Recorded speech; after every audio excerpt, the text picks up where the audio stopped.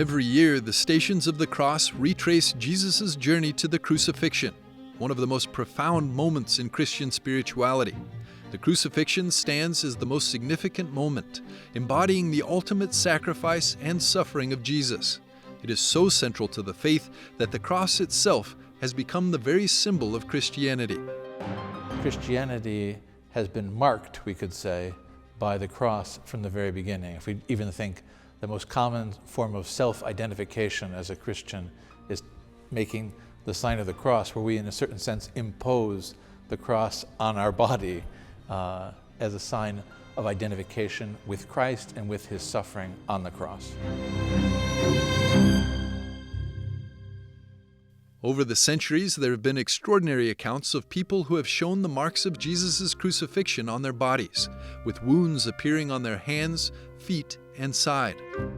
These marks are known to the world as stigmata, a miraculous event first documented in the extraordinary case of St. Francis of Assisi during 40 days of meditation in Laverna, Tuscany, a small town where a Franciscan sanctuary now stands. In 1224, St. Francis came here. He was spending 40 days in preparation for the feast of St. Michael and the Archangels, which is on September 29th. So Francis prayed something that to me and perhaps to you seems a little peculiar. It was that he could feel on his body the physical pains that Christ had when he was on the cross. Francis was in prayer. He was in an ecstatic prayer.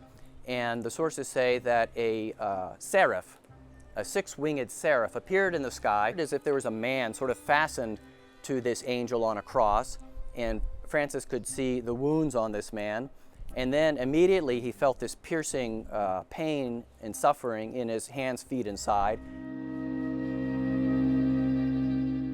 For many, they are undeniable evidence of God's presence, yet there are also countless skeptics. One of the most famous cases is that of Padre Peio, whose stigmata were placed under scientific scrutiny in order to debunk this spiritual mystery. But the outcomes revealed astonishing and inexplicable results. So it was recommended to bandage the wounds for 8 days, that there would be no tampering with them, and see what happened. So they did, and at the end of 8 days they removed the bandages, and the result was that the wounds were still open before, they were open after. They looked exactly the same, they were still bleeding and open.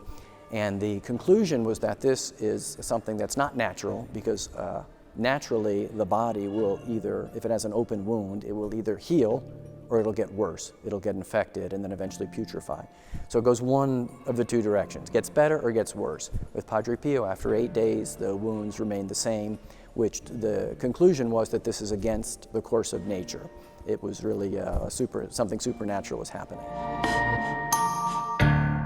The stigmata remain an unsolved mystery to this day, with hundreds of people claiming them throughout the years. To this day, the Church doesn't have an official standing on this phenomenon, but they definitely raise a lot of interest among believers and non-believers alike. Yet the haunting question persists: why, if stigmata are an event intrinsically tied to Jesus' suffering, must they be shared by others? And above all, why are they bound to a realm of pain?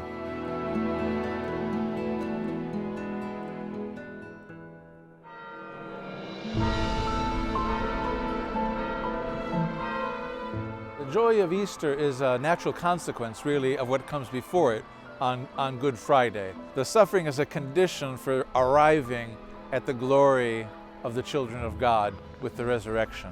And the wonderful thing about the Paschal mystery that we celebrate at Easter is this transformation of something that looks tragic is in fact a victory over death. The death of Jesus on the cross puts to death death itself.